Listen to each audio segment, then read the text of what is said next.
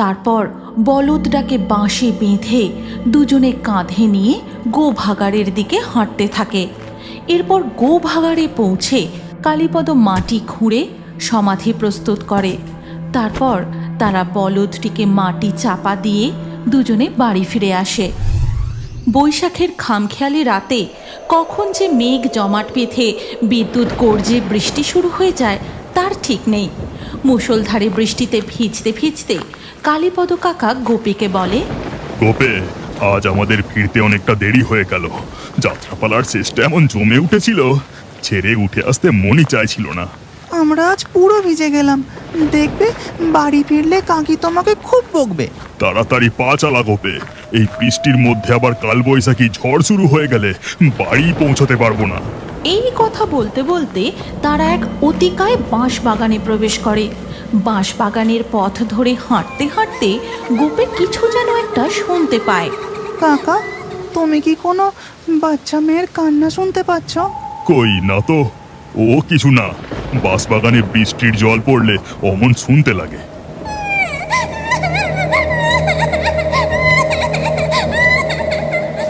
হ্যাঁ গো কাকা, সত্যিই কোনো বাচ্চা কাঁদছে। কালীপদ কাকা গোপের কথায় গুরুত্ব না দিয়ে হাঁটতে থাকে। তারা বাঁশ বাগান পেরিয়ে যখন মাঠের পথ ধরে তখন ধীরে ধীরে মেঘ সরে গিয়ে বৃষ্টি থেমে যায়। উহ, বাঁচা গেল। এবার কোনো রকমে বাড়ি পৌঁছতে পারলে বাঁচি বাবা। ঠিক তখনই চাঁদের আলোতে কালীপদ কাকা দেখতে পায় কিছুটা দূরে একটা তাল গাছের নিচে কি যেন দাঁড়িয়ে। তখনই তার কানে কান্নার মৃদু শব্দটা ভেসে আসে। গোপে, তুই আমার হাতটা শক্ত করে ধর, আর রাস্তার পাশে কাউকে দেখতে পেলে তার সাথে কোনো কথা বলবি না। ঠিক আছে, কিন্তু জানো কাকা, কে যেন সত্যি খুব কাঁদছে। আমি আমি এখনো শুনতে পাচ্ছি। হাঁটতে হাঁটতে তারা তাল গাছের কাছাকাছি যেতেই কালো ছায়াটি হঠাৎই তাদের সামনে চলে আসে।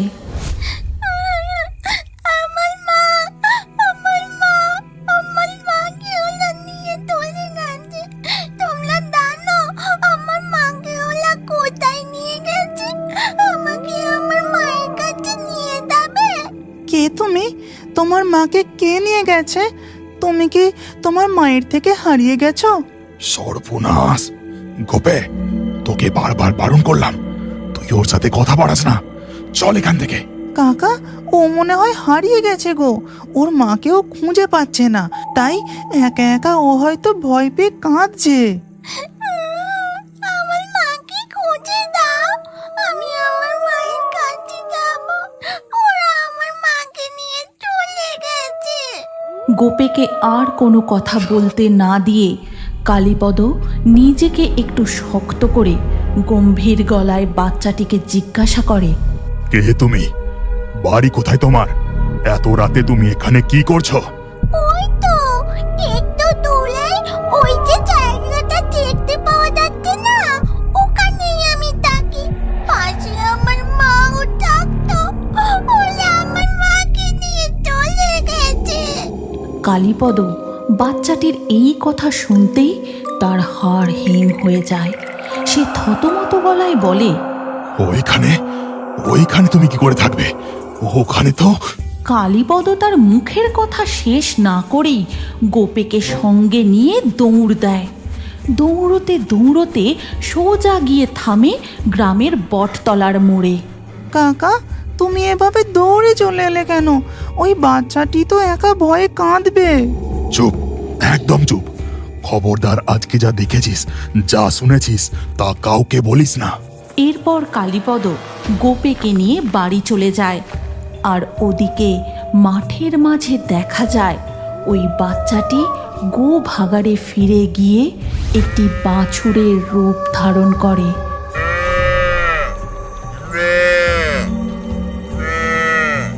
এরপর বাছুরটি আত্মায় বদলে গিয়ে মাটির ভেতর ঢুকে যায়। এর পরের দিন সকালে গোপের কাকিমা গোপেকে নিয়ে দুধ দুইতে গোয়ালে যায়। গোপে, তুই বাছুরের দড়িটা ভালো করে ধর, আমি তাড়াতাড়ি করে দুধটা দুয়ে নিই। ঠিক আছে কাকিমা। গোপে বাছুরের দড়ি ধরে দাঁড়িয়ে থাকে আর মাধবী কাকিমা গরুর দুধ দুইতে থাকে। ঠিক সেই সময় ঠাকুরপো, ও ঠাকুরপো, বাড়িতে আছো নাকি? কি হলো গো কাকলি বৌদি, কি হয়েছে?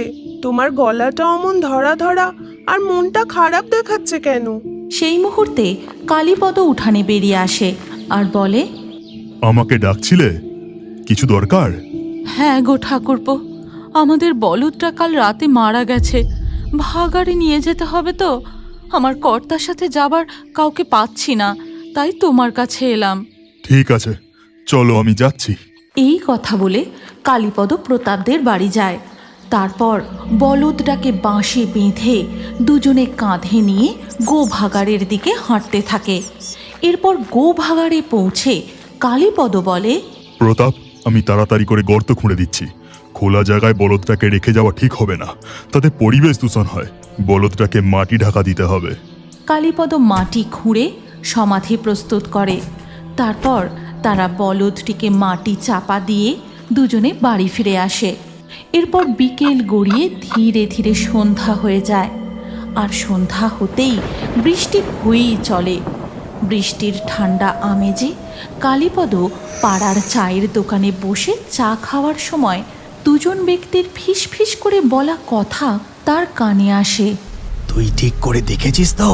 হ্যাঁ রে, আমি ঠিক দেখেছি। আজ সকালেই ওখানে একটা গেছে। আজ রাতেই তাহলে ওটাকে গায়েব করে দি। কি বলিস? আসতে বল, কেউ টের পেলে মহা মুশকিল হবে। বৃষ্টিটা একটু থামতে ওই দুজন ব্যক্তি চায়ের দোকান থেকে চলে যায়। তারপর কালীপদ চা খেয়ে তার বাড়ি ফিরে আসে। এরপর গভীর রাতে ওই গোভাগাড়ে দেখা যায় চায়ের দোকানের ওই দুইজন ব্যক্তি একজন কোদাল হাতে ভাগাড়ের মাটি খুঁড়ছে। পচা, তাড়াতাড়ি হাত চালা। কি করছিস কি? এই তো হয়ে এসেছে, আর একটুখানি এই হয়ে গেছে। পচা মাটি খুঁড়ে দেখতে পায় সেখানে একটি ছোট্ট বাছুর রয়েছে। কি রে পচা, তুই যে বললি সকালে একটা বড় গরু ভাগাড়ে পড়েছে, তা সেটা কোথায়? বড় জিনিস হাতে না লাগলে ভালো দাম পাওয়া যাবে না। ঠিক আছে, দাঁড়া, আমি আশপাশটা একবার খুঁড়ে দেখছি। হাতে অত সময় নেই, এক্ষুনি ভোরের আলো ফুটবে। এটা কি বাঁশে বেঁধে নিয়ে চল। এরপর কালটু ও পচা বাছুরটিকে বাঁশে বেঁধে দু পা এগোতেই হঠাৎ তারা শুনতে পায়,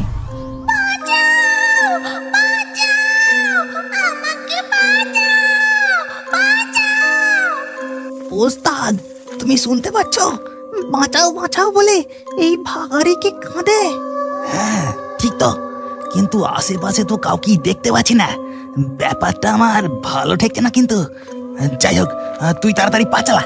কান্নার শব্দের বেগ আরও বাড়তে থাকে।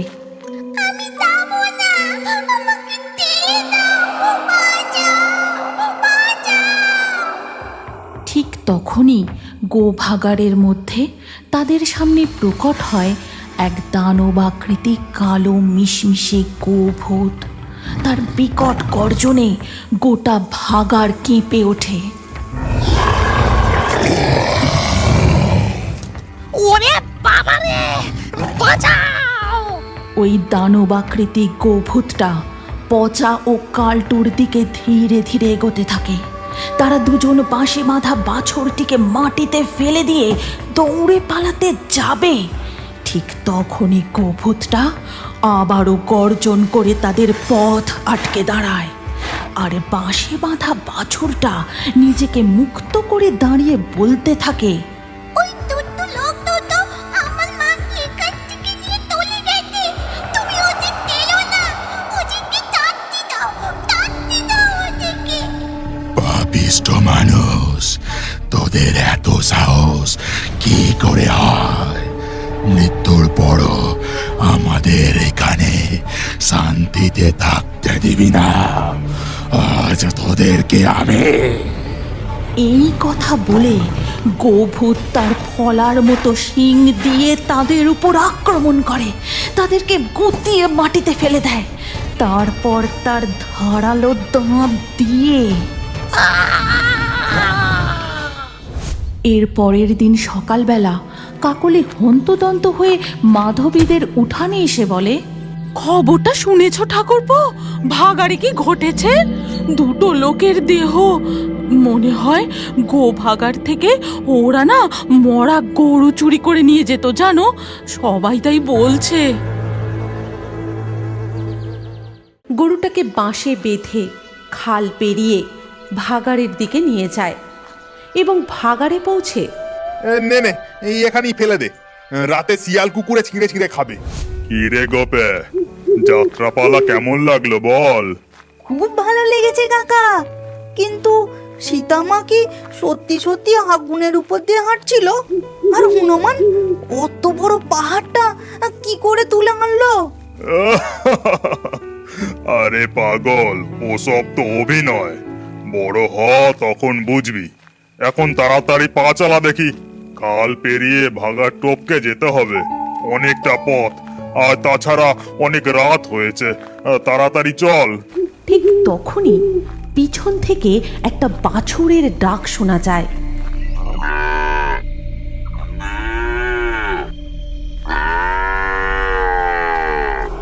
সেই ডাক শুনে গোপে দাঁড়িয়ে যায় আর বলে, কাকা, পিছন থেকে একটা বাছুরের ডাক শোনা যাচ্ছে।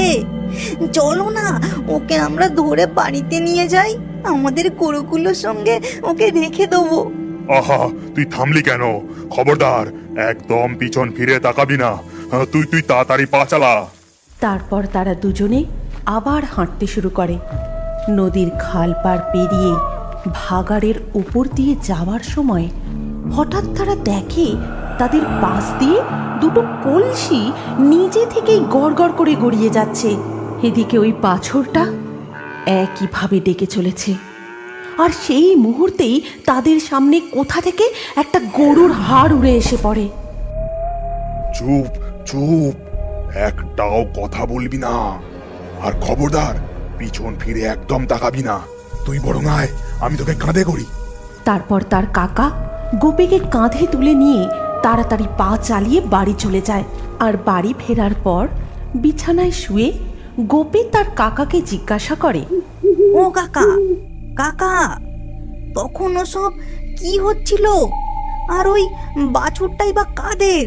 আমাদের পিছন পিছন আসছিল, তারপর তো দেখতে পেলাম না। ওটা কি ছিল জানিস? ওটা ছিল গোভূত।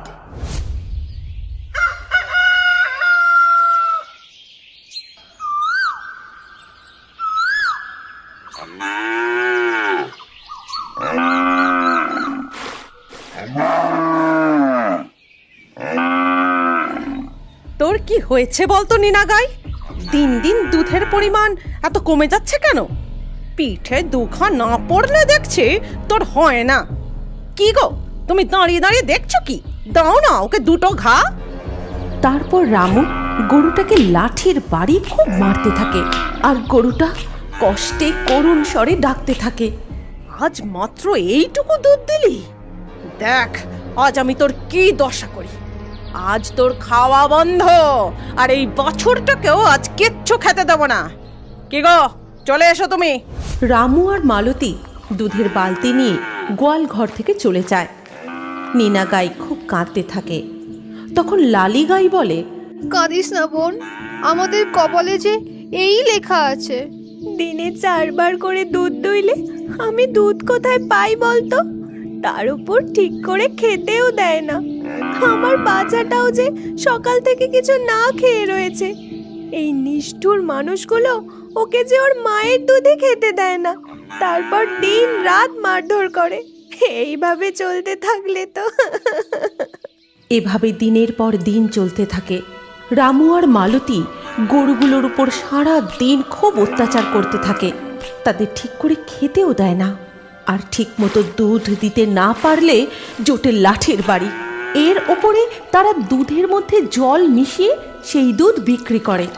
এমনই একদিন, রামু, আরে ও রামু, আমাকে 2 পো দুধ দাও। তখন রামু আর মালতী দুধের ঘটি নিয়ে ঘর থেকে বেরিয়ে আসে। শোনো ঠাকুরপো, পরের মাস থেকে কিন্তু দুধের দাম আরো 5 টাকা করে বাড়বে। সে কি গো বৌদি, একেবারে 5 টাকা? তাছাড়া দিন দিন দুধের পরিমাণ তো পাতলা হয়েই চলেছে। তোমরা কি দুধে জল মেশাচ্ছ নাকি বলো তো? এইরকম চললে কিন্তু আর দুধ নেব না বলে দিলাম। হ্যাঁ গো পঞ্চা কাকা, আমার মাও বলছিল দুধ খেয়ে তো ভাইয়ের পেটই ভরছে না। এই রামু কাকা আর মালতী কাকি নিশ্চয়ই দুধে বেশি করে জল মেশাচ্ছে। না না, তোমাদের কোথাও ভুল হচ্ছে। আমরা জল ফল মেশাই না তো, একদম জল মেশাই না। এই নাও দুধের দাম। এমনিতে তো পাতলা জলের মতো দুধ, তার উপরে আবার দুধের দাম বাড়াচ্ছ। আমরা না পরের মাস থেকে আর তোমার কাছ থেকে দুধ নেব না, অন্য জায়গা থেকে নেবো, বুঝলে? এই বলে তারা সেখান থেকে চলে যায়। তখন রামু বলে, দেখেছো তো গিন্নি, তোমাকে আমি বললাম এত জল মিশিও না। তুমি তো আমার কোনো কথাই শোনো না। চুপ করো তো। দুধ নেওয়ার লোকের কি অভাব আছে নাকি? কাল থেকে তুমি শহরে গিয়ে দুধ বিক্রি করবে। আর এই সমস্ত কিছু হয়েছে ওই গরুগুলোর জন্য। আজ তো এদের আমি মেরেই ফেলবো। সাথে সাথেই মালতী একটা লাঠি তুলে নিয়ে গরুগুলোকে খুব মারতে থাকে। তার সমস্ত রাগ গিয়ে পড়ে গরুগুলোর ওপর। প্রচণ্ড মার খেয়ে নীনাগাই সেই রাতেই অসুস্থ হয়ে পড়ে এবং ভোর রাতের দিকে গরুটি মারা যায়। এরপর দিনের আলো ফুটলে, ও গিন্নি, গিন্নি, তাড়াতাড়ি দেখে যাও। কি হয়েছে কি? সাত সকালে এমন চেঁচিয়ে বাড়ি মাথায় করছো কেন? এই দেখো, গরুটা মনে হচ্ছে মরে গেছে। কালকে তুমি ওদেরকে অত না মারলেও পারতে। যাকে আপদ বিদে হয়েছে। এমনিতেও তো বেশি দুধ দিচ্ছিল না। যাও যাও, বেশি দেরি করো না। গ্রামের কিছু লোক নিয়ে গরুটাকে ভাগাড়ে ফেলে দিয়ে এসো। আমরা না হয় নতুন একটা গরু কিনে নেব। তারপর রামু গ্রামের লোকজন জোগাড় করে গরুটাকে বাঁশে বেঁধে খাল পেরিয়ে ভাগাড়ের দিকে নিয়ে যায় এবং ভাগাড়ে পৌঁছে, নে নে, এই এখানেই ফেলে দে। রাতে শিয়াল কুকুরে ছিঁড়ে ছিঁড়ে খাবে। রামো, তোর কি একটুও মায়া দয়া নেই নাকি? গরুটা কি এইভাবে? তোর কষ্ট হচ্ছে না? শোনো, আমারও তো মায়া দয়া নেই। এই ভাগাড়ের পচা গন্ধে আমার আর ভালো লাগছে না। চলো এখান থেকে, বাড়ি গিয়ে আমায় আবার শহরে যেতে হবে। এদিকে লালিগাই ও নীনাগাইয়ের বাছুরটা সারা দিন খুব কাঁদতে থাকে। এরপর ধীরে ধীরে রাত নেমে আসে। সেই দিনই রাত্রিবেলা রামু যখন শহর থেকে দুধ বিক্রি করে ভাগাড়ের পাশের পথ ধরে ফিরছিল,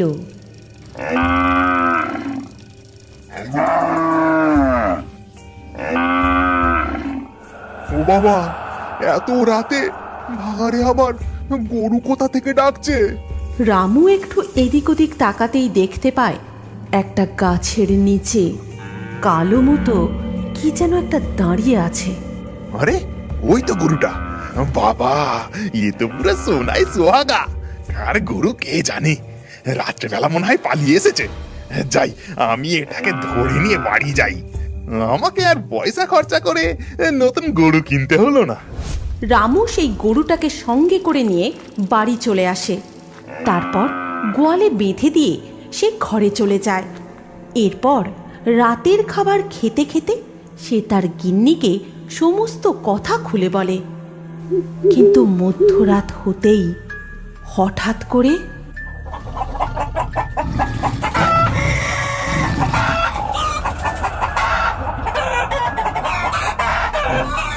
গিন্নি, শুনছো?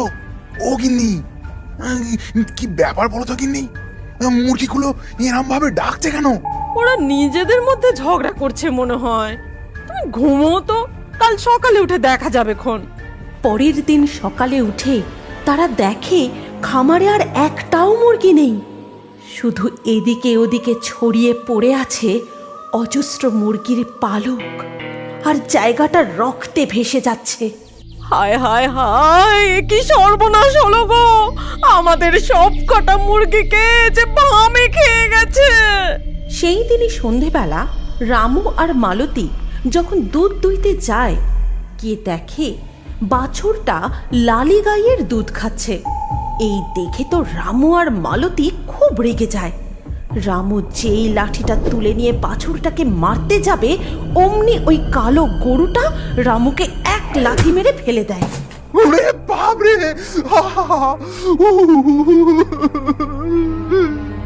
ও কি গো, পাজি গরুটা তোমায় লাথি মেরে ফেলে দিল? আজ একেও মেরে। ঠিক তখনই ওই কালো গরুটা ভয়ঙ্কর গর্জন করতে করতে তাদের দিকে এগিয়ে যায়। তার চোখ তখন রক্তের মতো লাল, মুখ দিয়ে লালা ঝরছে, তীক্ষ্ণ তার দাঁত, শিং দুটো ধারালো ছুরির মতো চকচক করছে। কি বিভৎস রকম ভয়ঙ্কর দৈত্যের মতো তার চেহারা। ও বাবা গো, কি ভয়ঙ্কর দেখতে! ইয়ে তো কোনো সাধারণ গরু নয়, ইয়ে যে গরু! রামু আর মালতী গরুর এমন ভয়ঙ্কর রূপ দেখে কি করবে বুঝে উঠতে পারে না। পরের দিন সকালে গ্রামের লোক যখন ওই ভাগাড়ের পথ ধরে যায়, তারা দেখতে পায় রামু আর মালতীর রক্তাক্ত দেহ ভাগাড়ের পাশে পড়ে রয়েছে। তুমি কি এখনো বড় হয়ে কার্টুন দেখতে ভালোবাসো? তাহলে তোমার নাম ও বয়স কমেন্টে জানাও। আর আগের ভিডিও থেকে লাকি ড্রয়ে নির্বাচিত নামগুলি হলো অর্চনা, অদ্বিতীয়া, অন্তর, মতিলাল, বাবাই, সঞ্জয়, জাকির, চিন্ময়, আরিয়ান, পপি, নাহিদ, অনিত্য, শীতল, জেরিন, ফতিহা। যে সকল দর্শক আমাদের চ্যানেল সাবস্ক্রাইব করে তারপরে কমেন্টে নাম লিখেছেন, আমাদের পরবর্তী ভিডিওতে তাদের নাম বাছাই করা হবে। তাই ফেয়ারি টুনস ইউটিউব চ্যানেল অবশ্যই সাবস্ক্রাইব করবেন এবং স্ক্রিনের উপরে আসা আমাদের পরবর্তী গল্পটিও দেখুন। তাতেও আপনার নাম থাকতে পারে, না থাকলে আবারও আপনার নাম পরবর্তী ভিডিওতে লিখে দিন। কি ভাবছেন? তাড়াতাড়ি ক্লিক করে দেখুন।